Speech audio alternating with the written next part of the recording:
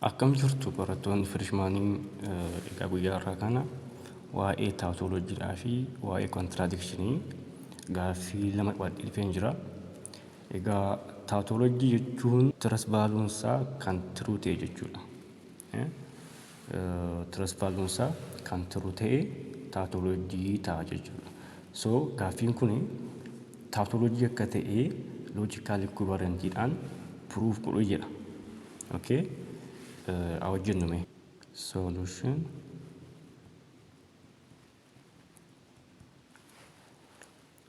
P implies to Q and Q implies to R into implies to Q implies to R. Okay. Kunika tautology akka ta'e logical equivalentii fayyadamuudhaan proof godhi jedha. Okay. Egaa logical equivalentii gara 16 ta'anii viidiyoo darbe irratti laallee turre. Egaa logical equivalentii gara 16 ta'an sana fayyadamuudhaan gaaffii kana tautology akka ta'e proof goona jechuudha. Okay. Warra implies ta'an kana maal ta'uni? P implies to Q jechuma jechuudha. Negation of P or Q jechuudha. Ishii kana akkattiin qabadhaa. So lafa kanatti negation of P or Q and negation of Q or R implies to negation of P or R. Okay.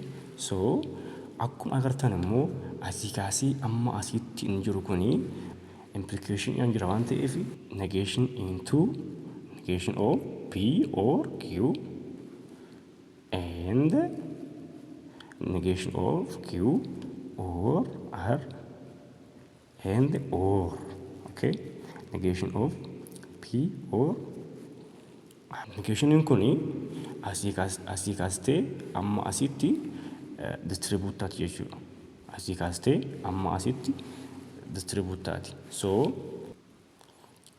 negation of negation P or Q kumaal taati or taati jechuudha. Or negation of negation Q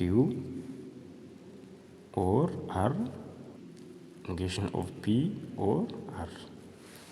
Negation kanan rarraafsee jechuudha. Irraan distribute godhe. So inni kun maal ta'a? This is De Morgan's law. This is what? De Morgan's law. De Morgan's law. Okay. Yommuu rarraafsu maal ta'a? P and negation of Q or negation times negation Q negation times or and negation of R. Okay. Kana ta'e or negation of P or R. Kanaan booddee maal goona? P and negation of Q or Q and negation of R or negation of P or R. Akkuma agartani oriidhaan wal qabtee jira jechuudha. Kanaaf maal goona? Negation of P kana as gubbaa raabsinaa, R kana immoo as gubbaadhaatti distribute goona jechuudha.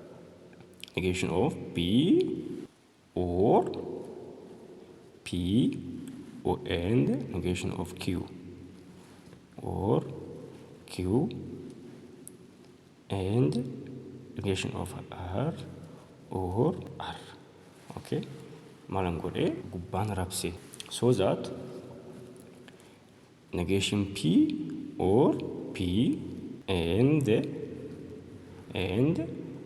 negation P or negation Q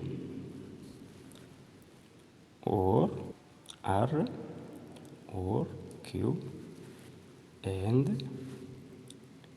negation R or R. so kuni yeroo hundumaa true ta'a mudire kun yeroo hundumaa true ta'a kunis yeroo hundumaa true ta'a true and negation P or negation Q or R or Q and what true because negation R or true always true ta'an ta'eef therefore warra isaan kana hawajjennume negation of P or negation of Q or R or Q akkuma agartan isaan kun lamaan oriidhaan jiru waan ta'eef negation of P or negation of Q or R or Q so isaan kan lamaan walitti finna negation P or R or negation Q or Q okay kun yeroo hundumaa true ta'a mudire negation P or R or true always true ta'a because P or true always true waan ta'eef jechuudha P or true always true waan ta'eef kun true ta'a this is called tautology ta'a jechuudha haala kanaan proof goona jechuudha gaaffii lammaffaa jira solution P implies to Q and Q R and P and R okay akkuma dura isiniin jedhee P implies to Q jechuun maal jechuudha negation of P or Q jechuudha so negation of P or Q and negation of Q or R and P and R okay so that akkuma agartan negation R as gubbaa rabsina P immoo as gubbaa rabsina jechuudha so that